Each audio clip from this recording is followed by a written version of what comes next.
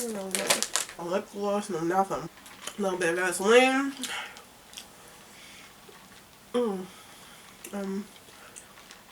What's that?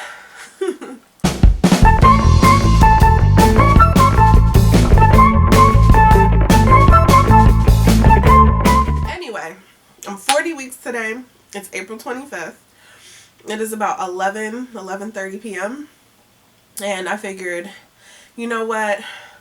Let me get this video in before I go to bed, because I just don't know when my baby's gonna come, and I definitely wanted to be sure I had this video recorded and uploaded for you guys, just so that you could see what happened from my previous week to now.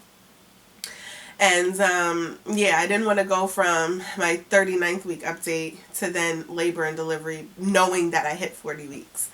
Yeah, so stay tuned for week 40 update. I have my robe on because I literally just showered, and I am about to go to bed. Not that I'm going to go to sleep, because as you all know, I have insomnia. So I'm going to lay down and think, probably. But I did have a doctor's appointment today, and I also told you guys that I would tell you what happened on my 39th week appointment. So I'm just going to combine the two, because really it's the same thing from one appointment to the next.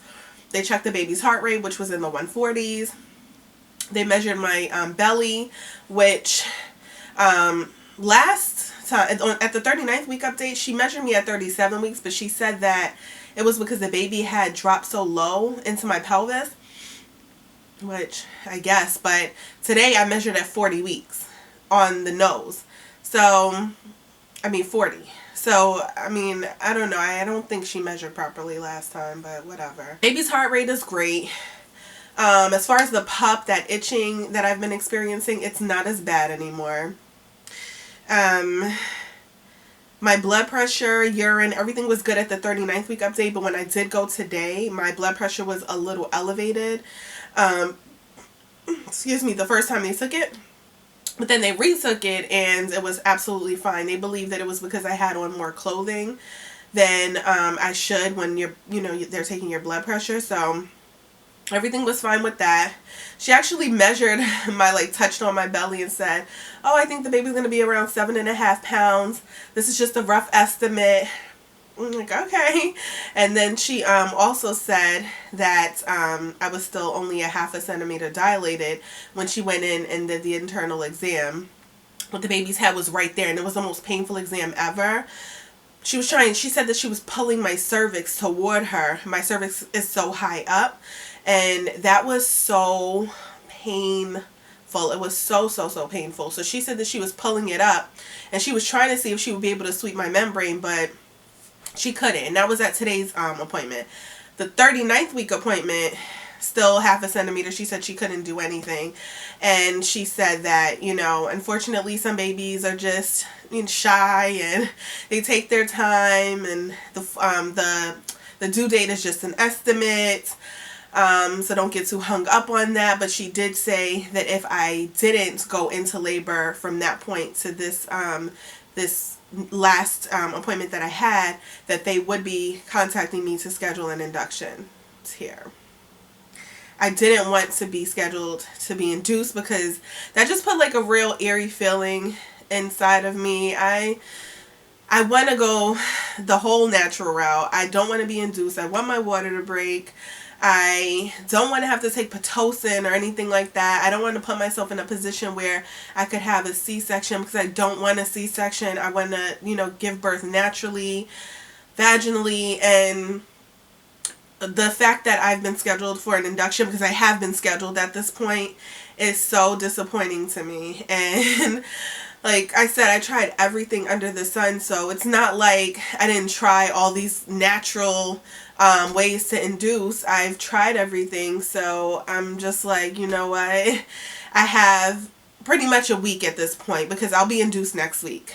And if I don't go into labor this week, like in the next few days, then I will be having my baby next week, which is very exciting. And I don't want anyone to think that I'm not happy or, you know, I'm not grateful that I was able to conceive and I'm, pregnant and I've made it to 40 weeks, because some women do not make it full term. So I am extremely, extremely grateful. But again, I got to the point in my pregnancy, because it's been so difficult, that I'm just like, okay, now we've made it, baby. Let's come on, come on out. Like, that's really where I'm at. It's not for any negative reason. It's just because I've been through a lot throughout this pregnancy, and I'm just really, really ready to meet her and, start to get my body back to normal, or the new normal, I should say. But, I also didn't want to be induced and didn't want to put myself at risk of getting a C-section. I didn't want them to have to give me contractions. I want my body to do it on its own, and I know my body is capable. So I'm still going to keep the faith and hope that, she does come on her own this week. But if not, just know my next video, my next update will be my labor and delivery update. This is it.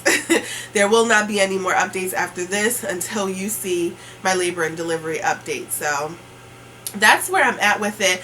The only additional thing that I don't think I mentioned is I did go for a prenatal massage, because I heard that helps. And if it doesn't help induce, it still feels amazing. And girl, it was such a great feeling. My husband got it for me, and I was in heaven. So much so that I fell asleep on the table, and I was like laughing in my sleep. It was weird.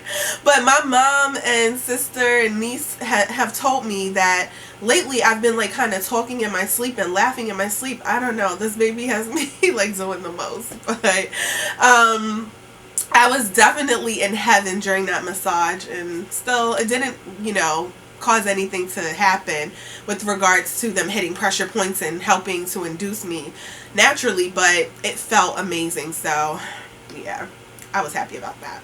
That's it. I mean, I went to my appointments. They scheduled me for induction in about a week. So that's happening next week sometime. I'm not going to give you guys the exact date, but it is happening next week if I do not go into labor before then, naturally, on my own. And my belly has dropped significantly. The doctor did say that the way the baby's head is, like, the baby's head is usually, like, the back of the head is, like, up and the baby comes out that way. But the way she's, like, her head is positioned is kind of to the side. And because of that, I've been having back pain. And she said that's why I'm having the back pain. And that could also, and I'm just assuming this, be why I am not dilating. Because maybe her head is not hitting the cervix or whatever. Because of the way it's positioned. So she did tell me to get on all fours and try rocking and doing all of that to see if I could change the way her head is positioned. But I'll try that. I'll try that. And then she kept telling my husband that granola thing just got caught in my teeth. She told my husband, don't laugh at her when she does that. So he's like, no, I won't. But oh my gosh, he is going to be something else. He's supposed to be documenting my labor and delivery. The way this boy acts when we go to these visits, I'm just like, are you for real? You got to be here with me. He's like damn near passing out at every visit. So it's so funny. But yeah, that's it. I didn't want to make a long video. I'm tired. As you can see, I'm literally in my robe, fresh face, no lip gloss on. This is straight Vaseline, and I'm about to just head to bed. And yeah, just hope and pray my baby comes within the next week so that I don't have to get induced. But just know, if she doesn't naturally come on her own, they will be inducing me. And that's where I don't want to go. So pray for me. Pray that she comes on her own. And I will see you guys in my next video. Any questions, comments, or concerns, leave them in the comment section below. Love you guys. And I'll show you guys the bump.